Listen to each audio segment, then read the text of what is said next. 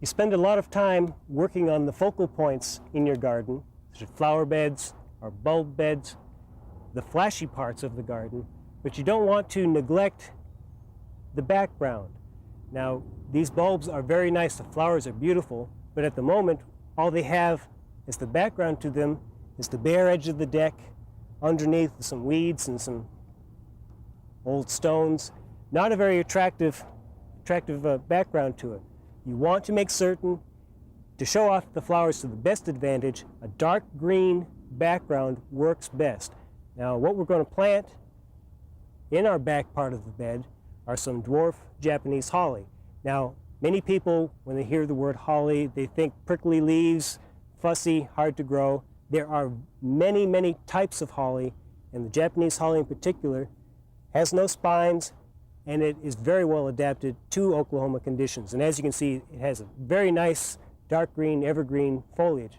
Makes a good background. It doesn't have showy flowers or really showy fruit.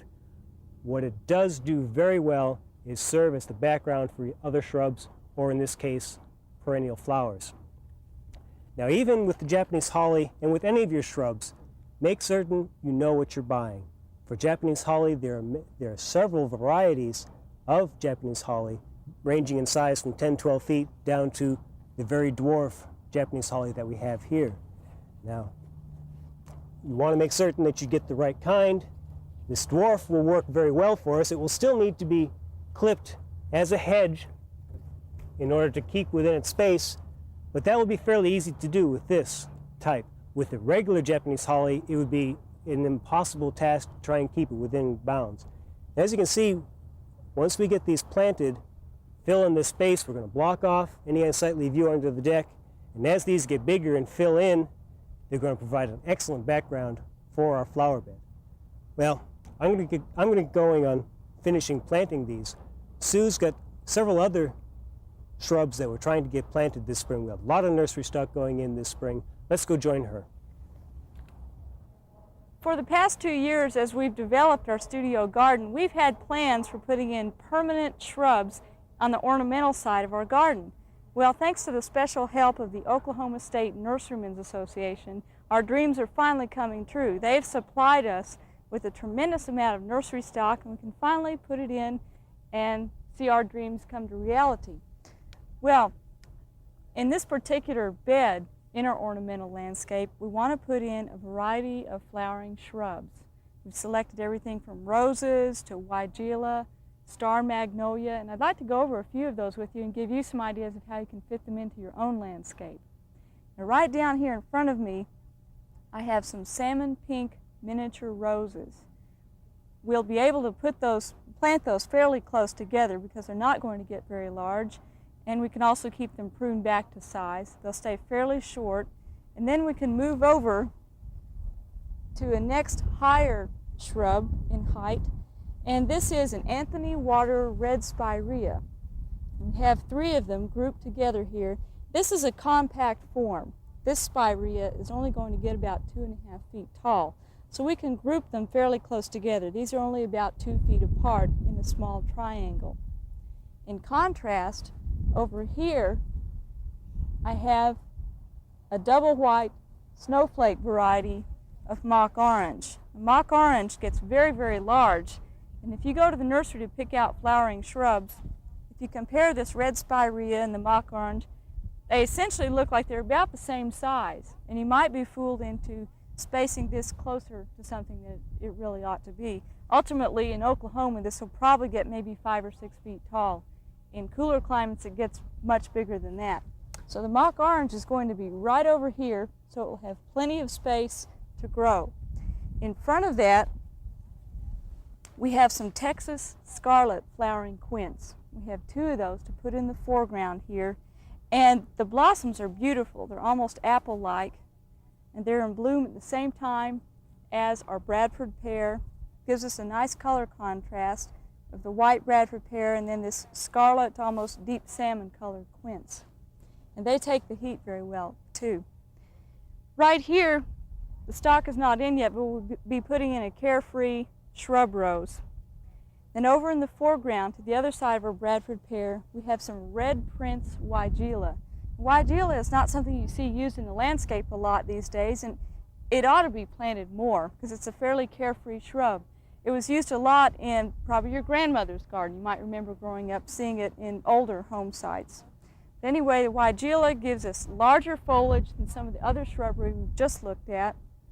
Beautiful red, rosy red blossoms that are almost trumpet shaped. And again, very carefree and will take the heat. Back behind it, we have a shrub form of a magnolia. Most magnolias you're used to are the large, broadleaf southern magnolia. Well, this is called a star magnolia. And this time of year is when we see the blossoms before the leaves come out. Beautiful double white blossom, very fragrant. This will only get to about maybe 6 to 12 feet high, depending on the site where it's planted.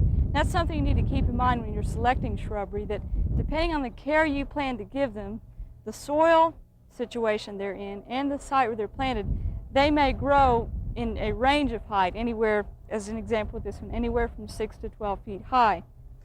So plan for that. Now this bed has been dug very thoroughly, has had a lot of organic matter added into it, and we'll be mulching over these shrubs and fertilizing them from time to time. So they should grow quite well here. Well, in this spot, it happens to be bare right now, we have plans for an oak leaf hydrangea.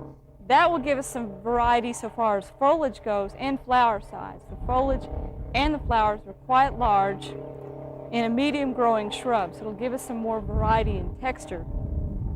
Last of all, we have some Cotoneaster, and this is sometimes used as a ground cover. It will only get about 2 feet tall at the most.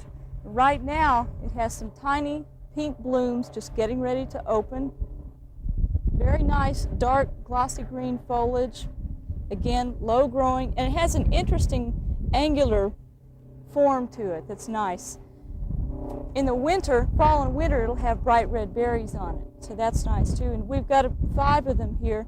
By the way, when you're selecting nursery stock, it's always a good idea to work in odd numbers. It seems to be more pleasing to the eye somehow, and it'll make gardeners and landscapers more pleased as well.